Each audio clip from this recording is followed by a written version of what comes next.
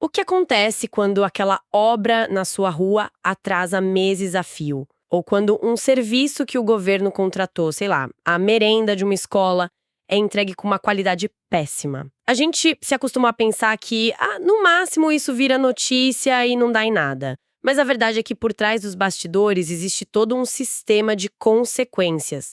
Uma espécie de arsenal que o poder público pode usar contra empresas que não cumprem o combinado. E é exatamente esse sistema que a gente vai abrir hoje. Com base nos materiais que recebemos, vamos fazer uma análise a fundo da nova Lei de Licitações e Contratos do Brasil, a Lei 14.133. O nosso foco é entender, sabe, quais são as irregularidades que colocam uma empresa na mira do governo e, principalmente, quais são as sanções administrativas.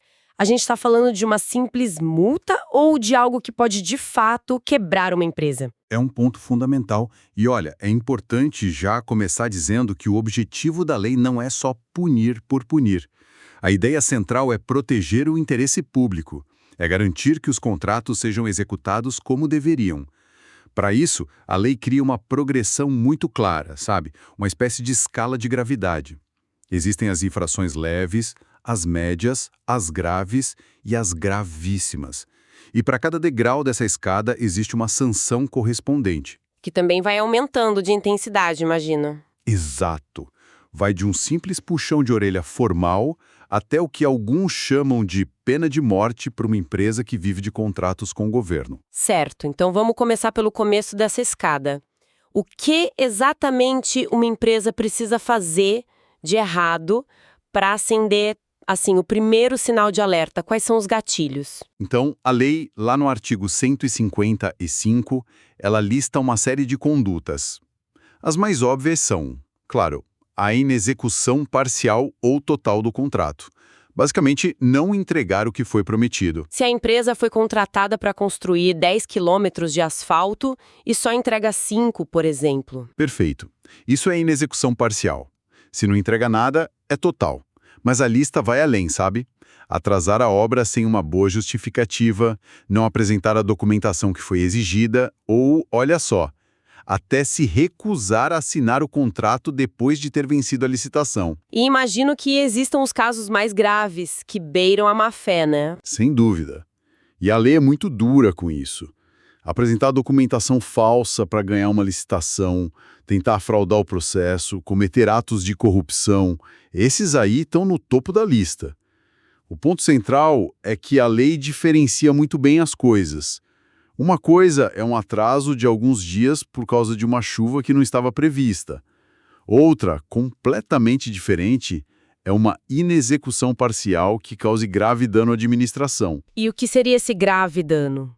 Isso não é um pouco subjetivo? Por exemplo, entregar um lote de computadores com uma especificação um pouco diferente do combinado é um dano? Ou a gente está falando de entregar um viaduto com risco de desabamento? Excelente ponto. É aí que entra a análise de proporcionalidade do gestor público. O grave dano é aquele que, sabe, compromete de forma substancial o objetivo do contrato, ou gera um prejuízo enorme. No seu exemplo, os computadores com a especificação errada podem causar um transtorno, talvez uma multa. Agora, o viaduto com risco de queda, isso é um dano gravíssimo. Coloca vidas em risco e pode levar à sanção máxima. A lei estabelece essa hierarquia justamente para isso, para que a consequência seja proporcional à falha. Entendido. Então, para cada nível de falha, uma consequência diferente. Vamos entrar agora no arsenal de sanções. Qual é a primeira ferramenta que a administração saca quando uma empresa comete uma dessas infrações mais leves? A primeira e mais branda de todas é a advertência. Ela está lá no artigo 156 e é aplicada num cenário muito específico. Quando a empresa causa uma inexecução parcial do contrato, mas a falha não é grave o suficiente para justificar algo mais pesado. É o puxão de orelha que você mencionou. Exatamente. É isso. Fica registrado no histórico da empresa que ela falhou, servindo como um aviso para que o erro não se repita. Mas um puxão de orelha, mesmo que formal, não paga a conta se a empresa causou algum prejuízo, certo? Se o atraso na entrega de um material gerou um custo extra para o governo, por exemplo. Onde o dinheiro entra nessa equação? Exato. E é aí que entra a segunda sanção, talvez a mais comum e versátil de todas, a multa. E ela pode ser de dois tipos. A primeira é a multa de mora, que é específica para o atraso injustificado. Cada dia de atraso, um percentual do valor do contrato é cobrado. Certo. A segunda é a multa compensatória ou por infração. E essa pode ser aplicada por basicamente qualquer uma das irregularidades que a gente listou, desde a inexecução parcial até a fraude. E esses valores são padronizados ou cada órgão público decide o quanto quer cobrar? A lei estabelece um limite. A multa não pode ser inferior a 0,5% nem superior a 30% do valor do contrato. Espera, de 0,5% a 30%. É uma diferença brutal. Num contrato de 10 milhões de reais, por exemplo, a gente está falando de uma multa que pode ir de 50 mil a 3 milhões de reais. É uma variação enorme. O que define se a multa vai ser leve ou pesadíssima? A mesma proporcionalidade que a gente falou antes, a gravidade da infração, o dano causado, a intenção da empresa. Tudo isso é pesado na hora da decisão. Um atraso de 2 dias na entrega de cadeiras para um escritório pode gerar uma multa de mora mínima, sabe? Sim. Agora, a entrega de um hospital com equipamentos essenciais faltando, o que impede a inauguração e causa um prejuízo social enorme. Aí estamos falando de uma multa que vai tender ao teto de 30%, sem a menor dúvida. E aqui tem um detalhe crucial. A multa é a única sanção que pode ser aplicada junto com as outras. Ah, é? Ela é cumulativa. Isso. Uma empresa pode receber uma advertência e uma multa. Ou, como a gente vai ver, uma sanção muito mais grave e, ainda assim, ter que pagar a multa. Entendi. A partir daqui, imagino, a coisa começa a ficar bem mais séria para o negócio da empresa. Saímos do prejuízo financeiro e entramos no risco da empresa ser impedida de trabalhar. Como funciona o impedimento de licitar e contratar? Isso mesmo.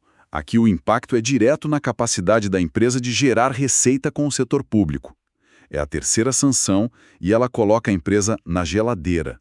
Os pontos-chave para entendê-la são o alcance e o prazo. Ok. Quando uma empresa sofre essa sanção, ela fica proibida de participar de novas licitações e de assinar novos contratos com a administração pública. Mas esse bloqueio é total? Ela fica proibida de contratar com qualquer prefeitura, qualquer governo estadual, com a União? Não, e essa é a grande particularidade dessa sanção. O alcance dela é limitado. É só no âmbito do ente federativo que aplicou a punição. O material que a gente analisou dá um exemplo perfeito. Se a Prefeitura de Vitória, no Espírito Santo, aplica a pena de impedimento, Certo. a empresa fica proibida de contratar com qualquer secretaria ou órgão da Prefeitura de Vitória. Mas, em tese, ela ainda pode participar de uma licitação na cidade vizinha, Vila Velha, ou fechar um contrato com o governo do estado ou com o governo federal. Entendi. O bloqueio é local. Exato. Mas isso me parece uma sanção com uma brecha considerável. Uma empresa grande, com atuação nacional, não poderia simplesmente absorver o prejuízo de ser bloqueada num município e focar os esforços em outros contratos. Parece que a punição acaba sendo mais efetiva para empresas pequenas de atuação local. É uma observação muito pertinente. E, na prática, é isso mesmo. Para um player nacional, o impacto pode ser menor. Mas a sanção não é inócua, sabe? Ter uma mancha dessas no histórico, mesmo que restrita a um município, é um péssimo cartão de visitas. Em outras licitações, mesmo onde ela não está formalmente impedida, isso pode pesar. E é justamente para fechar essa brecha que existe a próxima sanção, a mais grave de todas. Antes de chegarmos nela, por quanto tempo dura esse impedimento local? O prazo máximo é de 3 anos, e ela geralmente é aplicada em casos como inexecução total do contrato ou quando a empresa se recusa a assinar o contrato depois de vencer, sabe? Ou naquela situação de inexecução parcial com dano grave. Certo.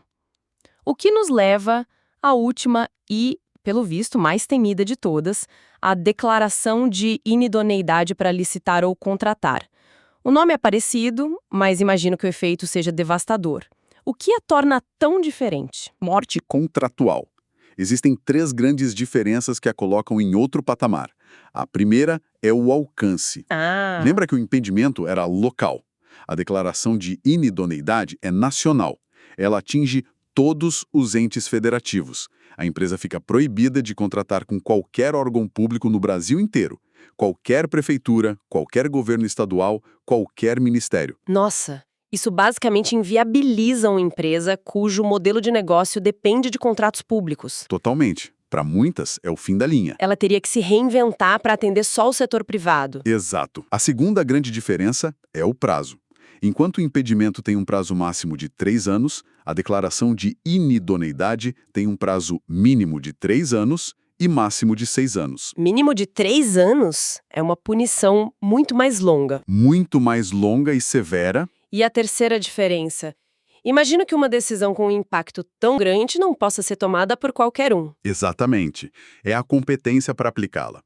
Não é o fiscal do contrato ou o gestor de uma secretaria que pode declarar uma empresa inidônea. Essa é uma decisão de altíssimo nível. No âmbito federal, só um ministro de Estado pode aplicá-la. Nos estados e municípios, a competência é do secretário estadual ou municipal. É uma canetada com peso gigantesco. Espere um pouco. Se a decisão sobe para o nível de ministro ou secretário, para o nível político, isso não abre margem para que a sanção seja usada como ferramenta de pressão ou até perseguição contra uma empresa que, sei lá, desagradou o governo da vez? O risco sempre existe, mas a decisão precisa ser extremamente bem fundamentada. Ela exige um processo administrativo rigoroso, com direito à ampla defesa, ao contraditório. Qualquer desvio de finalidade pode ser questionado e derrubado na justiça. Mas sua observação é correta. A gravidade é tão alta que ela é reservada para as infrações mais repulsivas, sabe? Fraude comprovada, documentos falsos, atos de corrupção, como o pagamento de propina. Fica claro o peso de cada sanção. Mas, uma vez punida, especialmente com essas duas mais graves, a empresa fica marcada para sempre? Se ela é declarada inidônea por 6 anos, depois desse tempo a vida segue ou existe um caminho de volta antes do prazo terminar? Existe um caminho de volta sim, mas ele é íngreme e caro. A lei prevê o Instituto da Reabilitação lá no artigo 163. É a chance da empresa limpar seu nome e voltar a competir. Certo. Mas não é um perdão automático e nem um simples pedido de desculpas. Para ser reabilitada, a empresa precisa cumprir cumulativamente uma série de condições bem exigentes. E quais são essas condições? A primeira e mais óbvia é a reparação integral do dano. A empresa precisa devolver aos cofres públicos cada centavo do prejuízo que causou com correção monetária. A sanção não elimina a obrigação de pagar pelo estrago? De jeito nenhum. A segunda é o pagamento da multa, que, como a gente viu, pode ter sido aplicada junto. Ok, então o primeiro passo é acertar as contas. Depois de pagar tudo, ela já pode voltar ao jogo? Ainda não. É preciso esperar um tempo para, digamos, pensar no que fez. A lei exige o decurso de um prazo mínimo. No caso do impedimento de licitar, a empresa só pode pedir a reabilitação depois de ter cumprido no mínimo 1 ano da pena. 1 ano? Já para a gravíssima declaração de inidoneidade, o prazo de espera é de no mínimo 3 anos. 3 anos? Nossa. Ou seja, mesmo que a empresa pague tudo no primeiro dia, ela ainda terá que amargar um longo período fora do mercado público. E tem mais alguma exigência? Porque até aqui parece ser uma questão de dinheiro e tempo. Tem mais uma, e na minha opinião é a mais transformadora e moderna da nova lei. Para os casos mais graves, como falsidade documental ou atos de corrupção, a lei impõe uma condição especial. A empresa precisa comprovar a implantação ou o aperfeiçoamento de um programa de integridade. É o que o mercado chama de compliance. Ah, aqui a coisa muda de figura. A lei não quer só o dinheiro de volta. Ela quer uma mudança de cultura interna. Isso é uma mudança de paradigma gigantesca, não é? Antes, a empresa pagava a multa e, na prática, podia seguir em frente. Agora, ela precisa abrir seus processos internos, criar códigos de conduta, canais de denúncia, treinar funcionários. Exatamente. E isso deve ter um custo e um impacto na operação que vão muito além da multa. Exatamente. E essa é uma das grandes heranças, de operações como a Lava Jato.